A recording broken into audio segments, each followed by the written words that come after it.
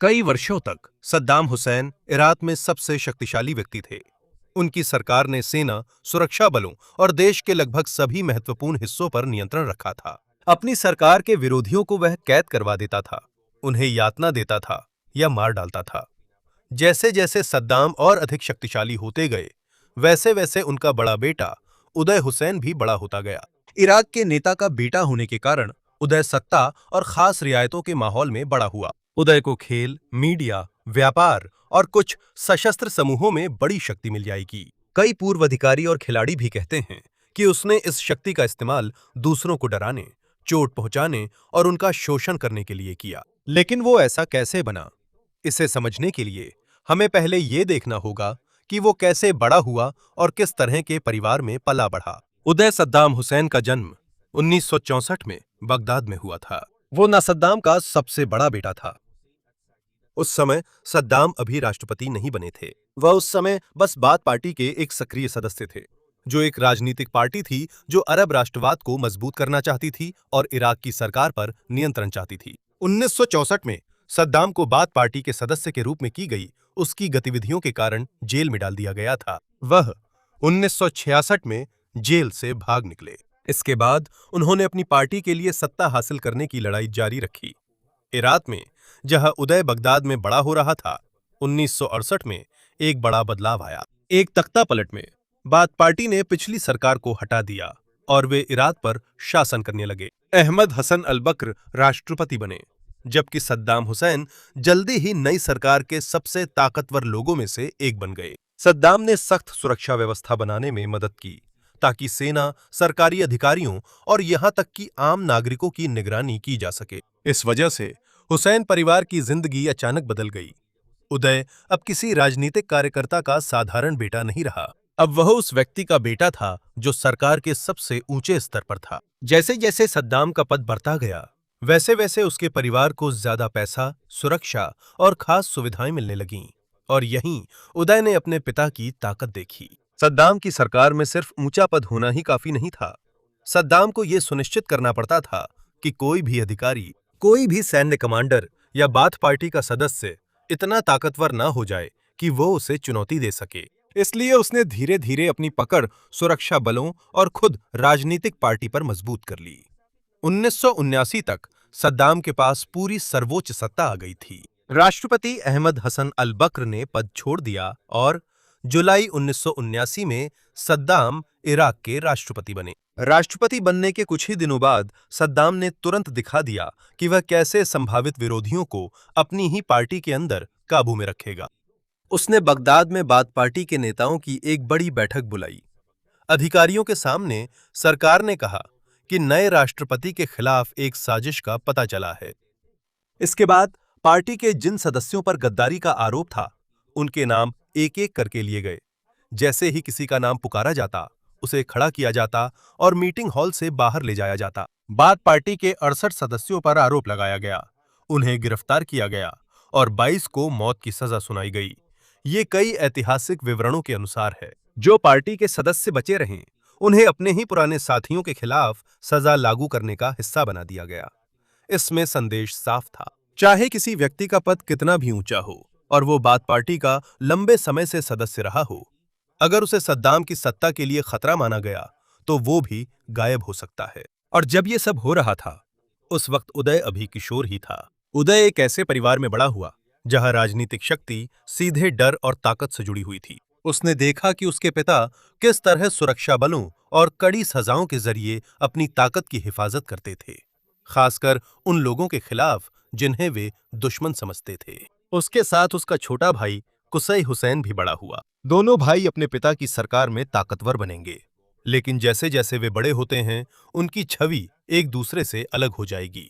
कुसै ज्यादा शांत था और सुरक्षा तथा सरकारी कामकाज पर ज्यादा ध्यान देता था। उदय अपने आवेगी स्वभाव, कठोरता और अपनी इच्छाओं के लिए शक्ति का इस्तेमाल करने की आदत के कारण जाना जाएगा।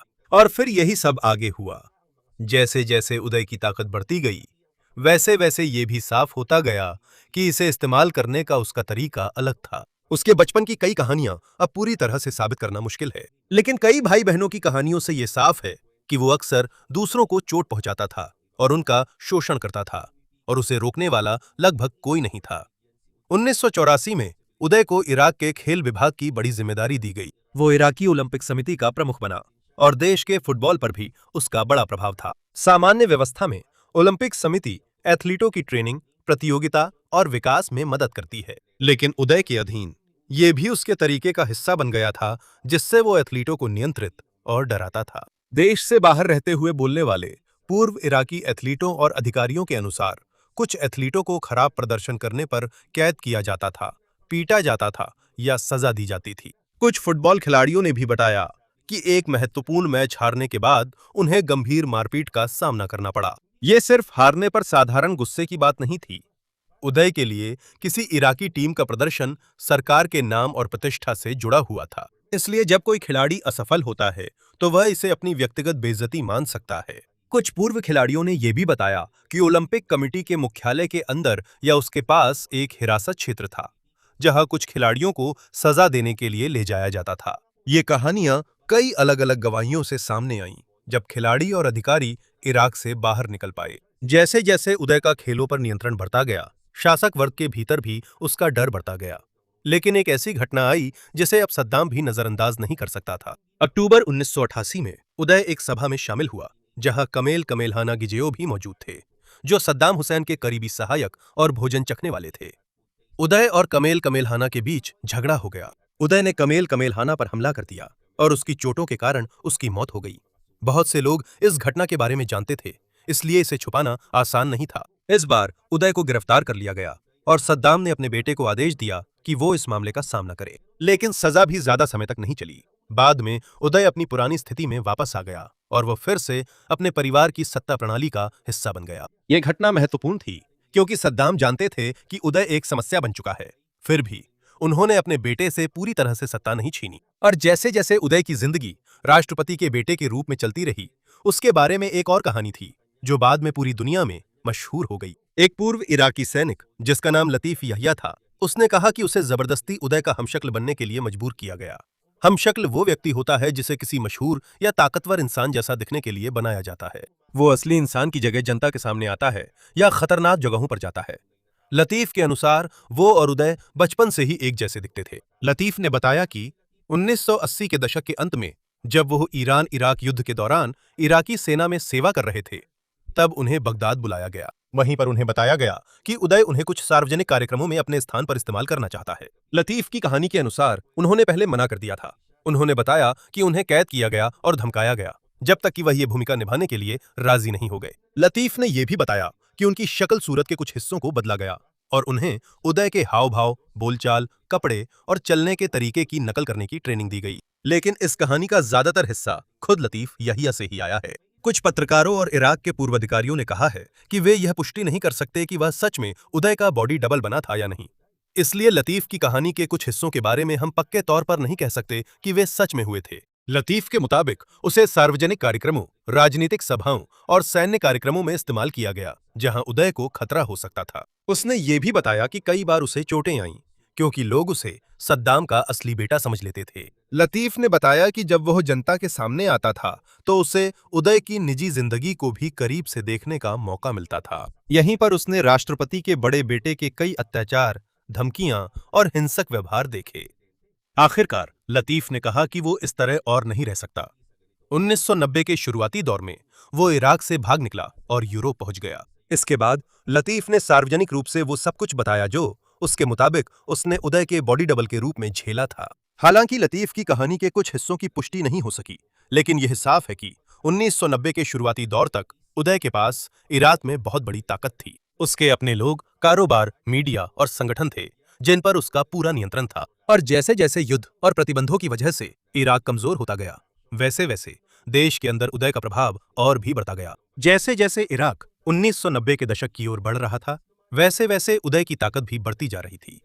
लेकिन उसका अपने ही पिता के साथ रिश्ता अच्छा नहीं था। परिवार में तनाव की एक वजह थी सद्दाम का 1986 में दूसरा विवाह करने का फैसला, जब उन्होंने समीरा शाहबंदर से शादी की थी। उदय इससे नाराज था क्योंकि उसे लगता था कि यह उसकी मां साजिदा का अपमान है। उदय ने कमेलहाना को दोषी ठहराया, जो सद्दाम का करीबी सहयोगी था, क्योंकि उसी ने सद्दाम की मुलाकात समीरा से कराई थी। इसलिए 1988 में जब उदय और कमेल हाना एक पार्टी में मिले तो उदय ने कमेल हाना पर हमला कर दिया और उसकी मौत हो गई। वही तनाव 1988 में उदय द्वारा कमेल हाना की हत्या की पृष्ठभूमि का हिस्सा बना। उस घटना के बाद सद्दाम ने उदय को जेल में डाल दिया और बाद में उसे जनेवा स्विट्जरलैंड भेज दिया। उदय वहां ज्यादा दिन नहीं रुका। रिपोर्ट्स के अनुसार स्विस अधिकारियों ने उसे वहां से निकाल दिया। फिर एक अवैध आग्नेयास्त्र के मामले में वह मुसीबत में पड़ गया। वो इराक लौट आया, इससे पहले कि देश में अगला बड़ा संकट शुरू हो। अगस्त 1990 में इराक ने अपने छोटे पड़ोसी देश कुवैत पर हमला कर दिया। इस फैसले के पीछे कई कारण थे। ईरान के खिलाफ 8 साल की जंग के बाद इराक पर भारी कर्ज हो गया था। इराक और कुवैत के बीच तेल उत्पादन, कच्चे तेल की कीमतों और क्षेत्रीय मुद्दों को लेकर भी विवाद था। सद्दाम का मानना था कि कुवैत पर नियंत्रण इराक की बढ़ती समस्याओं को हल करने में मदद करेगा, लेकिन इसका उल्टा हुआ। संयुक्त राष्ट्र ने तुरंत इस आक्रमण की निंदा की और इराकी सेना से पीछे हटने की मांग की। जब सद्दाम ने इनकार कर दिया तो संयुक्त राष्ट्र ने इराक पर व्यापक आर्थिक प्रतिबंध लगा दिए। इसका मतलब था कि देश का बाकी दुनिया के साथ व्यापार सख्ती से सीमित कर दिया गया। इस बीच संयुक्त राज्य अमेरिका और कई सहयोगी देशों ने इराकी सेना को कुवैत से बाहर निकालने के लिए एक बड़ा अंतर्राष्ट्रीय सैन्य गठबंधन बनाया। जनवरी 1991 आते आते गठबंधन ने इराक के खिलाफ व्यापक सैन्य अभियान शुरू कर दिया। कुछ हफ्तों की हवाई हमलों और एक छोटी जमीनी कार्रवाई के बाद फरवरी 1991 में इराकी सेना को कुवैत से पीछे हटने के लिए मजबूर होना पड़ा। यह सद्दाम के लिए एक बड़ी हार थी, लेकिन वह इराक के राष्ट्रपति बने रहे और उदय भी शासक परिवार के उन सदस्यों में शामिल थे जिन्हें कुवैत पर कब्जे से फायदा हुआ। ऐसी रिपोर्टें थीं कि जब इराक ने कुवैत पर कब्जा किया हुआ था, तब उदय और उनके लोग वहां से महंगी गाड़ियां और दूसरी संपत्तियां ले गए थे। युद्ध के बाद उदय व्यापार में और भी ज्यादा सक्रिय हो गए, तस्करी और पैसे कमाने के दूसरे तरीकों में भी, क्योंकि प्रतिबंधों के कारण इराकी अर्थव्यवस्था मुश्किल में थी। प्रतिबंधों का आम इराकी लोगों पर बहुत बड़ा असर पड़ा। पैसे का मूल्य गिर गया, देश के लिए बहुत सारी आयातित वस्तुएं प्राप्त करना मुश्किल हो गया और अगले कुछ वर्षों में खाने, दवाइयों और दूसरी जरूरी चीजों की कमी और भी ज्यादा बढ़ गई। इस बीच जो लोग शासक परिवार के सबसे करीब थे, उनके पास पैसे और संसाधनों तक पहुंच बनी रही। इसी समय उदय ने प्रभाव का अपना नेटवर्क बनाना शुरू किया। अब वो सिर्फ खेल तक सीमित नहीं था, वो मीडिया और व्यापार में भी आ गया। उसका अखबार बाबेल एक बड़ा नाम बन गया और टेलीविजन और रेडियो में भी उसका प्रभाव था। इस वजह से उसके पास जनता से बात करने का अपना तरीका था, अपनी छवि की रक्षा कर सकता था और जिन लोगों को वह दुश्मन मानता था, उन पर हमला कर सकता था। जब इराक की अर्थव्यवस्था कमजोर हो रही थी, उदय के साथ इसका उल्टा हो रहा था। उसका नियंत्रण मीडिया, व्यापार, खेल और अलग-अलग संगठनों पर बढ़ता जा रहा था। धीरे धीरे वह अपने पिता द्वारा बनाए गए सिस्टम के अंदर अपनी खुद की ताकत हासिल कर रहा था। 1991 की गल्फ वॉर के बाद इराक में हालात बहुत खराब थे। अर्थव्यवस्था कमजोर थी, अंतर्राष्ट्रीय प्रतिबंध सख्त थे और देश के अंदर कई समूह सद्दाम की सरकार के खिलाफ बगावत कर रहे थे। दक्षिणी इराक में कई शिया इराकी विद्रोह में शामिल हो गए। बहुत से लोगों को मार दिया गया, गिरफ्तार किया गया या जेल में डाल दिया गया जब सरकार ने विद्रोह को कुचल दिया। इसी समय कुछ कैदियों को सजा देने में उदय की व्यक्तिगत भूमिका के बारे में भी गवाही मिली। कुछ पूर्व बंदियों और गवाहों के अनुसार कहा जाता है कि उदय खुद हिरासत केंद्रों में जाता था और कैदियों के खिलाफ अत्यधिक हिंसा का इस्तेमाल करता था। इन कहानियों के हर विवरण की पुष्टि करना मुश्किल है, लेकिन कई अलग-अलग रिपोर्टें उदय को ऐसे व्यक्ति के रूप में दर्शाती हैं जो बिना सजा के डर के दूसरों को नुकसान पहुंचा सकता है। जहां बहुत से आम इराकी लोग प्रतिबंधों के कारण कठिनाई झेल रहे थे, वहीं उदय की जिंदगी इसके बिल्कुल उलट थी। वो लगातार शाही जीवन जीता रहा और गाड़ियों, शराब, हथियारों और दूसरी महंगी चीजों पर खूब पैसा खर्च करता रहा। बाद में जब 2003 में अमेरिकी सेना ने उसकी कुछ संपत्तियों पर कब्जा किया, तो उन्होंने उसका विशाल संग्रह और शाही जीवन शैली को देखा। उदय की शोरगुल वाली पार्टियों के बारे में भी कई रिपोर्टें थीं। वह बहुत ज्यादा शराब पीने और जल्दी गुस्सा होने के लिए जाना जाता था। क्योंकि वह राष्ट्रपति का बेटा था और उसके चारों ओर हथियारबंद लोग रहते थे, उसके आसपास के बहुत से लोग उससे विरोध करने से डरते थे। उदय ने भी व्यापार में कदम रखा। उसका नाम कई कंपनियों और व्यावसायिक गतिविधियों से जुड़ा था, खाने पीने से लेकर मनोरंजन तक। लेकिन काला बाजार में और भी ज्यादा पैसा चलता था। अंतर्राष्ट्रीय प्रतिबंधों के कारण कई उत्पादों को कानूनी रूप से इराक में लाना या बाहर ले जाना बहुत मुश्किल था। आम इराकी के लिए ये एक बड़ी समस्या थी। लेकिन जो लोग शासक परिवार से जुड़े थे, उनके लिए यह तस्करी और अवैध व्यापार से कमाई करने का मौका बन गया। उदय को तेल, सिगरेट, शराब और अन्य उत्पादों की तस्करी से जोड़ा गया था। जहां बहुत से इराकी अपनी बुनियादी जरूरतें खरीदने में मुश्किल महसूस कर रहे थे, वहीं उदय अपनी शाही और ऐशो आराम की जिंदगी के लिए जाना जाता था। उसके परिसर में उसके पास कई विदेशी जानवर भी थे। मिले हुए संपत्तियों ने दिखाया कि शासक परिवार का जीवन उस समय प्रतिबंधों के दौरान आम इराकियों की स्थिति से कितना अलग था। 1990 के दशक में वो फेदाइन सद्दाम का नेता बना, जो एक अर्धसैनिक संगठन था जो नियमित इराकी सेना से अलग था और सद्दाम की सरकार के प्रति जबरदस्त वफादारी के लिए जाना जाता था। इस समूह का इस्तेमाल सरकार की मदद करने वाली ताकतों में से एक के रूप में किया गया था, ताकि आबादी पर नियंत्रण रखा जा सके और जिन्हें शासन का दुश्मन माना जाता था उनसे लड़ा जा सके। यह बहुत गंभीर था, क्योंकि उसने अपनी ताकत का दुरुपयोग भी किया। कई इराकी और शासन के पूर्व सदस्य भी उसके निजी व्यवहार के बारे में गवाही दे चुके हैं। कई महिलाओं ने कहा कि उदय ने अपनी ताकत का इस्तेमाल यौन शोषण के लिए किया। पूर्व अधिकारियों और गवाहों से रिपोर्टें मिली हैं और इराकी निर्वासितों का कहना है कि उसकी पार्टियों से उसके आदमियों द्वारा महिलाओं को उठाया जाता था, होटलों से और अन्य जगहों से, और उन्हें उसकी संपत्तियों पर ले जाया जाता था। परिवार हुसैन के सुरक्षा तंत्र पर नियंत्रण के कारण पीड़ितों या उनके परिवारों के लिए सामने आना बेहद मुश्किल था। यह सबसे महत्वपूर्ण कारणों में से एक है कि क्यों उदय से डर लगता था। सिर्फ इसलिए नहीं कि वह राष्ट्रपति का बेटा था, और भी बड़ी समस्या यह थी कि उसके पास पैसे, मीडिया, सुरक्षा कर्मियों और हथियारबंद लोगों तक पहुंच थी, जबकि सामान्य न्याय व्यवस्था से उसे सजा मिलने की संभावना बहुत कम थी। लेकिन जैसे जैसे उसकी ताकत बढ़ती गई, वैसे वैसे उन लोगों की संख्या भी बढ़ती गई जिनके पास उस पर गुस्सा होने का कारण था। जैसे जैसे हुसैन की ताकत बढ़ी, एक और ताकतवर व्यक्ति भी था। वो हुसैन कामेल अल अलमाजिद थे, रगत हुसैन के पति, जो सद्दाम की बेटी है। हुसैन कामेल इराक की मिलिट्री इंडस्ट्रियलाइजेशन कमीशन के प्रमुख थे और देश के सैन्य हथियार कार्यक्रमों में एक महत्वपूर्ण व्यक्ति थे, जिसमें रासायनिक और जैविक हथियारों से जुड़े कार्यक्रम भी शामिल थे। क्योंकि वह सद्दाम के बहुत करीब थे और संवेदनशील सैन्य कार्यक्रमों की जिम्मेदारी संभालते थे, हुसैन कामेल सरकार के सबसे महत्वपूर्ण लोगों में से एक थे।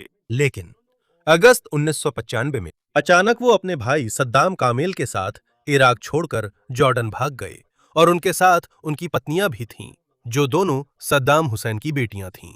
ये इराकी सरकार के लिए बहुत बड़ी समस्या थी। कोई आम अधिकारी नहीं भागा था। हुसैन कामेल को इराक के सैन्य कार्यक्रमों के बारे में बहुत सारे राज पता थे।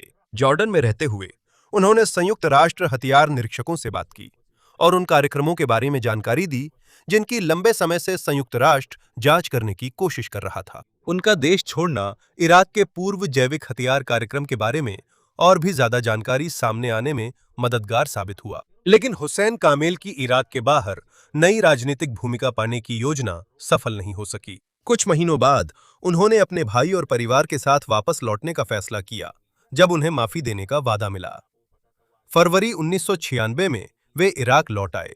हुसैन कामेल और सद्दाम कामेल को पहले सद्दाम की बेटियों से, जो उनकी पत्नियां थीं, अलग कर दिया गया। सिर्फ कुछ ही दिनों बाद दोनों भाइयों की हत्या उनके अपने ही कबीले के साथ एक हिंसक मुठभेड़ में कर दी गई। दोनों भाइयों की वापसी और मौत ने एक बार फिर दिखा दिया कि सद्दाम के सबसे करीबी सर्कल का हिस्सा होना कितना खतरनाक हो सकता है जब उसकी भरोसा उठ जाता है। लेकिन हुसैन परिवार के भीतर जो हुआ, उसका एक और महत्वपूर्ण असर पड़ा। जैसे जैसे उदय की प्रतिष्ठा लगातार गिरती गई, वैसे वैसे कुसै को और भी गंभीर जिम्मेदारियां सौंपी जाने लगीं। कुसै अपने बड़े भाई की तरह शोरगुल वाला नहीं था। वो मीडिया में कम ही दिखाई देता था, लेकिन वो इराक की सबसे महत्वपूर्ण सुरक्षा और सैन्य संस्थाओं के ज्यादा करीब था।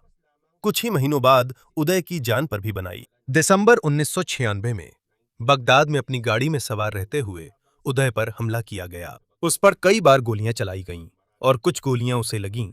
उसकी चोटें गंभीर थीं, लेकिन वह बच गया। इस हत्या के प्रयास ने उस पर गहरा असर छोड़ा। चलने में उसे लंबे समय तक समस्या रही और उसे छड़ी का इस्तेमाल करना पड़ा। ये उदय के लिए बहुत बड़ा बदलाव था। वह व्यक्ति, जिसे लंबे समय से आक्रामक और प्रभावशाली सार्वजनिक शख्सियत के रूप में जाना जाता था, अचानक उसकी शारीरिक गतिविधियां सीमित हो गईं। और जब उदय ठीक हो रहे थे, उसी दौरान कुसै की स्थिति लगातार मजबूत होती जा रही थी। धीरे धीरे कुसै को देश की सुरक्षा व्यवस्था के कुछ सबसे महत्वपूर्ण हिस्से सौंप दिए गए। उसे स्पेशल सिक्योरिटी ऑर्गेनाइजेशन पर नियंत्रण मिल गया और प्रतिष्ठा में भी बड़ी पकड़ बन गई। रिपब्लिकन गार्ड, एक एलीट सैन्य बल जो सद्दाम की सरकार की सुरक्षा के लिए बहुत जरूरी था, उस पर भी उसका प्रभाव था। इसी वजह से जब 2000 के शुरुआती साल आए, अधिकतर पर्यवेक्षकों का मानना था कि सद्दाम कुसै को ही अपना संभावित उत्तराधिकारी बना रहे हैं।